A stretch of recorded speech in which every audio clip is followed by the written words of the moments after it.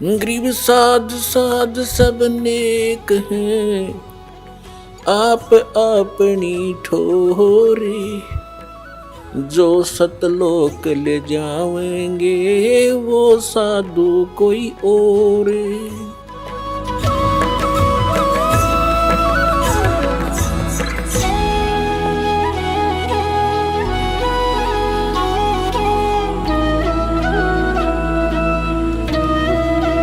अब उनके संतान नहीं थी और संतान ना होने के कारण वो बहुत दुखी रहते थे। भगवान शिव से याचना भी करते रहते थे, लेकिन कुछ नहीं बन पा रहा था। अब उनका गंगा के अंदर स्नान करना बंद कर दिया, तो उन्होंने एक इसका अल्टरनेट खोजा।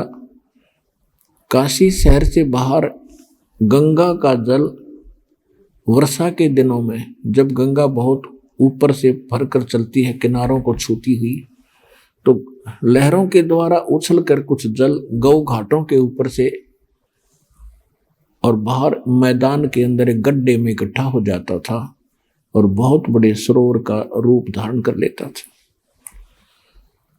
और फिर सारा सीजन, सारा वर्ष उसका जल बहुत निर्मल और पवित्र रहता था। तो गौरी शंकर और सरस्वती सुबह सुबह उठकर प्रतिदिन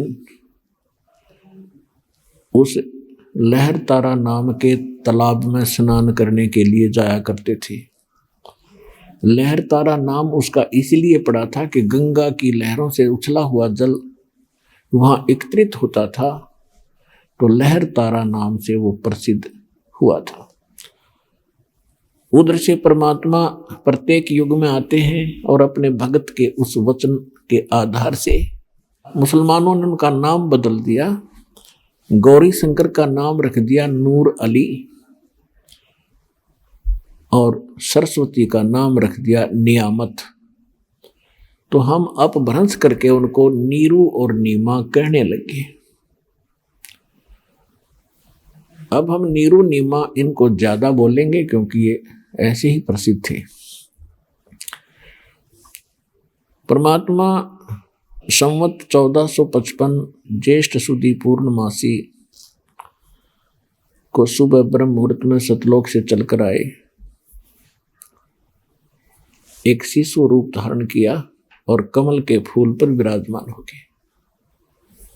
उस समय काशी के अंदर ये भूत पूजाएं, आन उपासनाओं का बहुत जोर था।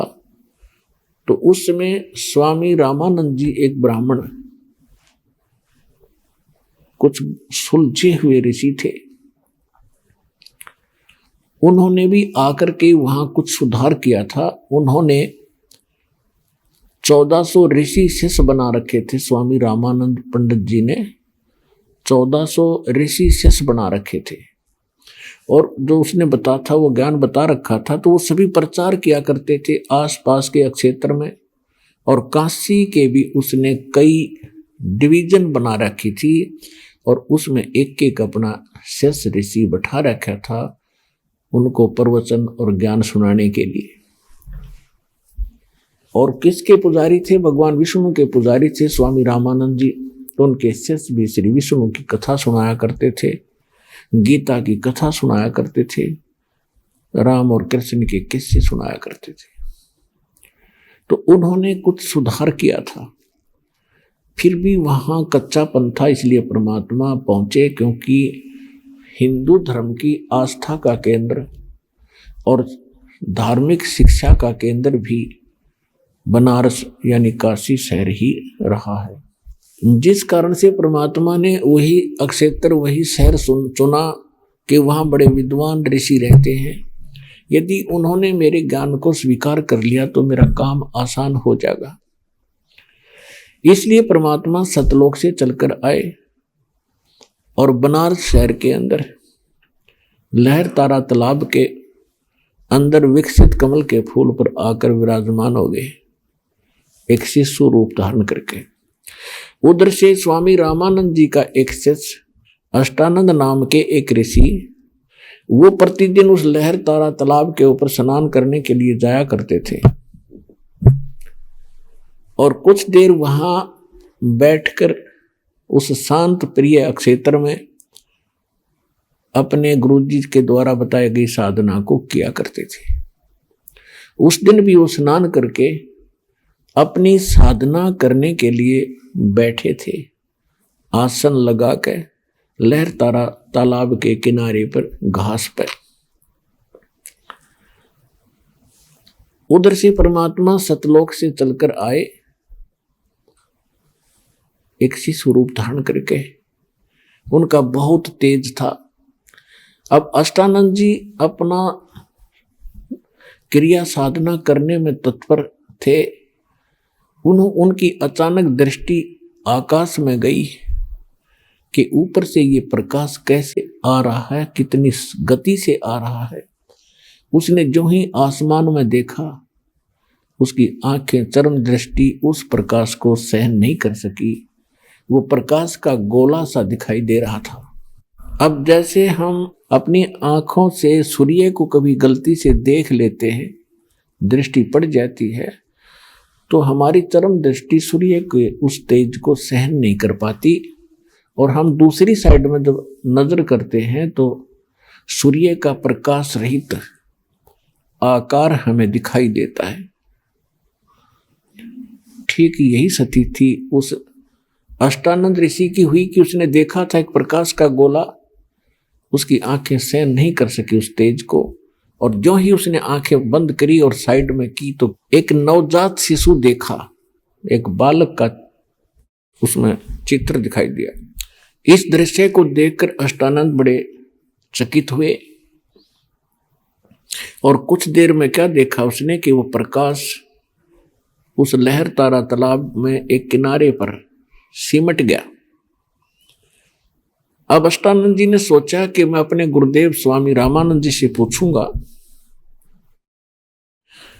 कि ये आज मैंने क्या देखा, ये मेरी कोई भक्ति की उपलब्धि है या मेरी कोई गलत फहमी बन गई है, मेरी कोई भ्रमणा है, संशय है।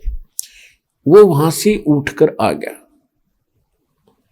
उधर से आकर उसने अपने गुरुदेव जी से कहा कि गुरुदेव, आज आपके शिष्य ने ऐसे ऐसे साधना काल में, साधना समय में एक प्रकाश देखा, आकाश से बहुत तेज गोला आ रहा था, और जब मेरी आंखें सहन नहीं कर सकी तो मैंने आंखें बंद कर ली। उसमें एक नवजात शिशु का रूप देखा। हे परमात्मा, हे गुरुदेव, ये मेरी कोई आंखों का दृष्टि दोष है या कोई और परमात्मा की लीला है, मुझे बताइए। तो स्वामी रामानंद जी ने कहा कि बेटा, ऐसे लक्षण उस समय होते हैं जब ऊपर के लोकों से कोई अवतारी शक्ति धरती पर जन्म लेने के लिए आती है, तब तारा सा टूटता है। ऐसा ही तुझे दिखाई दिया होगा। तो शिष्य ने कहा हाँ जी, ऐसा ही था। तो वो यहां जन्म लेगा किसी मां से और अपनी जो लीला करने के लिए आए हैं वो करेंगे। बेटा, ये तेरी भक्ति की उपलब्धि नहीं, ये तो कोई संयोग था उस महापुरुष के ऊपर से आने का। अब रामानंद जी स्वामी जी को जो ज्ञान था, उसको इतना ही ज्ञान था कि जितने भी यहाँ अवतार आए हैं वो किसी माँ से ही जन्मे हैं। इसलिए उसने अपने शिष्य को अपने विचार आधार से संतुष्ट किया, उसकी शंका का समाधान किया।